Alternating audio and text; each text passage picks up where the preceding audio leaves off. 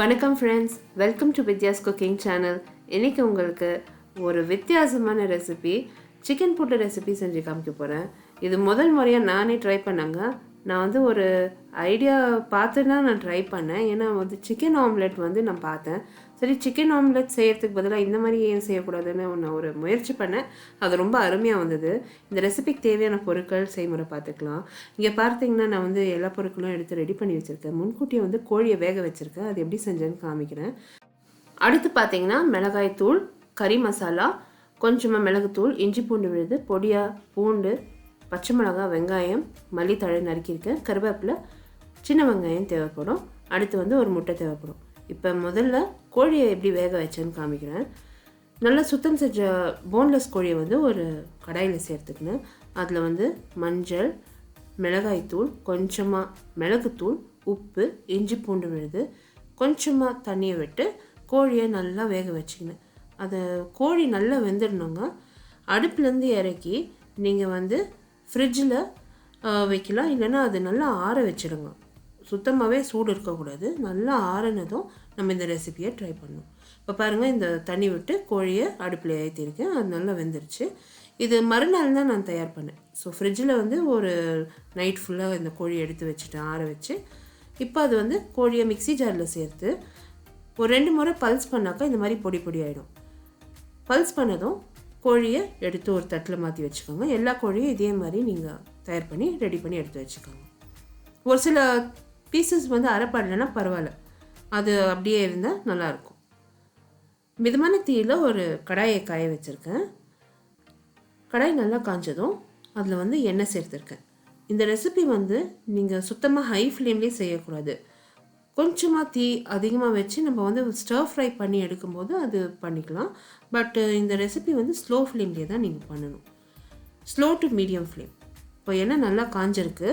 நான் எல்லாமே ஒரே மொத்தமாக சேர்த்துக்க போகிறேன். பூண்டு, நறுக்கிய வெங்காயம்,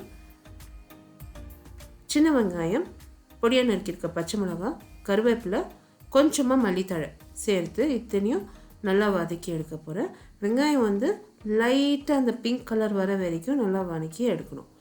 இந்த வெங்காயம் வந்து ஸ்லோ ஃப்ளேமில் வச்சு நீங்கள் வதக்கி எடுத்திங்கன்னா அது ரொம்ப நல்லா டேஸ்ட் இருக்கும், அருமையாக வரும். இப்போ பாருங்கள், வெங்காயம் நல்லா வதங்கி வந்திருக்கு. இதில் வந்து நம்ம இஞ்சி பூண்டு விழுது சேர்த்துக்கலாம். இஞ்சி பூண்டு விழுதுலேருந்து பச்சை வடை போகிற வரைக்கும் நல்லா வதக்கி எடுக்கணும். அடுத்து வந்து நம்ம இதில் மிளகாய்த்தூள், மிளகுத்தூள், கறி மசாலா தான் ஆச்சி கறி பவுடர் யூஸ் பண்ணுறேன் நான். எல்லாருக்குமே பொதுவாக கிடைக்கக்கூடிய பொருள் தான் நான் சேர்த்துருக்கேங்க. இந்த ஆச்சி மிளகாய் தூள், இந்த ஆச்சி கறி பவுடரெல்லாம் எங்கே வாங்கியிருக்கேன்னு நான் உங்களுக்கு ப்ராடக்ட் டிஸ்கிரிப்ஷன் பாக்ஸில் நான் லிஸ்ட் பண்ணியிருக்கேன். ஸோ அங்கே பார்த்து நீங்கள் ஆன்லைனில் வாங்கியிருக்கலாம். உங்களுக்கு கிடைக்கலனாக்கா நீங்கள் கறி பவுடர் உங்களுக்கு என்ன பிராண்ட் கறி பவுடர் கிடைக்குதோ நீங்கள் அது யூஸ் பண்ணலாம். இப்போ இந்த மசாலா பொருட்கள் எல்லாம் சேர்த்து ஒரு முறை நல்லா கலந்து 1 நிமிஷம் நல்லா வதக்கியிருக்கேன். அடுத்து வந்து நான் இதில் அந்த கொத்துக்கறி நான் தயார் பண்ணியிருக்கிறத வந்து சேர்த்து ஒரு 1லேருந்து 2 நிமிஷம் நல்லா வதக்கி எடுக்கணும். இந்த கோழி வந்து நல்லா ஃப்ரை ஆனால் நல்லா டேஸ்ட் கூடுதலாக நல்லாயிருக்கும். மிக்ஸி ஜாரில் வந்து அந்த கோழி அரைச்சிருக்கோம் இல்லையா, அதில் வந்து மசாலாலாம் அப்படியே இருக்கும். ஸோ அந்த மசாலாலாம் வேஸ்ட் பண்ண வேணாம். அதில் ஒரு 1/4 கப் அளவுக்கு தண்ணி விட்டு நல்லா அந்த மிக்ஸி ஜாரை குலுக்கி அந்த தண்ணியெல்லாம் இந்த கோழிக்கு சேர்த்துக்கலாம். ஏன்னா அந்த கோழி வந்து மசாலாவில் வேகணும். ஸோ இப்போ வந்து கோழிக்கு ஒரு 1/4 கப் அளவுக்கு தண்ணி விட்டால் போதும், அதுவே ரொம்ப ஜாஸ்தி. ஸோ 1/4 கப் அளவுக்கு தண்ணி விட்டு நல்லா கரைச்சி இந்த கோழியிலே சேர்த்துடுங்க. கோழியை வந்து நல்லா ஒரு முறை நல்லா கலந்து மிதமான தீயில் நல்லா வதக்கி எடுங்க. ஸ்லோ ஃப்ளேம்லேயே வைங்க. ஹை ஃப்ளேமில் வச்சிங்கன்னா தீ பிடிக்கும். நம்ம வந்து இது சீக்கிரமாக முடிக்கணும்னு ட்ரை பண்ணோம்னா அந்த டேஸ்ட் உங்களுக்கு கிடைக்காது. அந்த சொரா புட்டு கன்சிஸ்டன்சி வரணுன்னா நீங்கள் ஸ்லோ ஃப்ளேமில் தான் பண்ணணும்.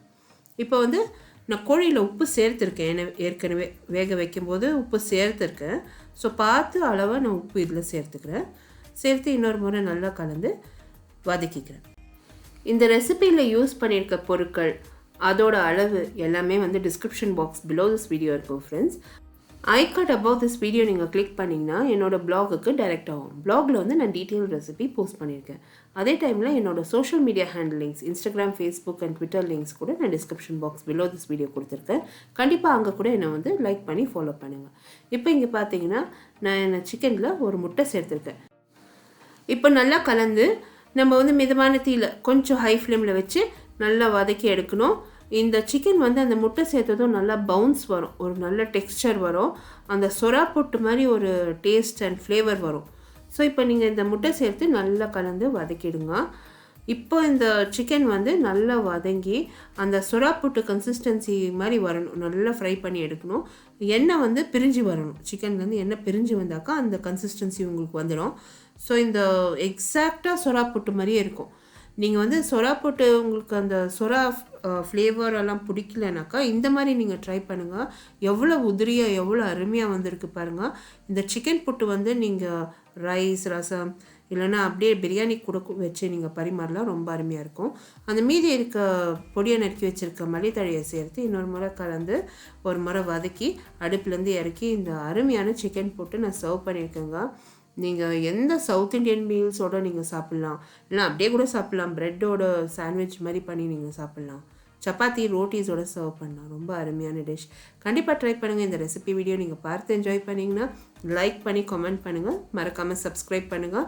இந்த ரெசிபியை உங்கள் ஃப்ரெண்ட்ஸோட ஷேர் பண்ணுங்கள். உங்களை அடுத்த புதிய ரெசிபியோட நான் மறுபடியும் சந்திக்கும் வரை this is Vidya Lakshmi. Thank you so much for வாட்சிங். பை.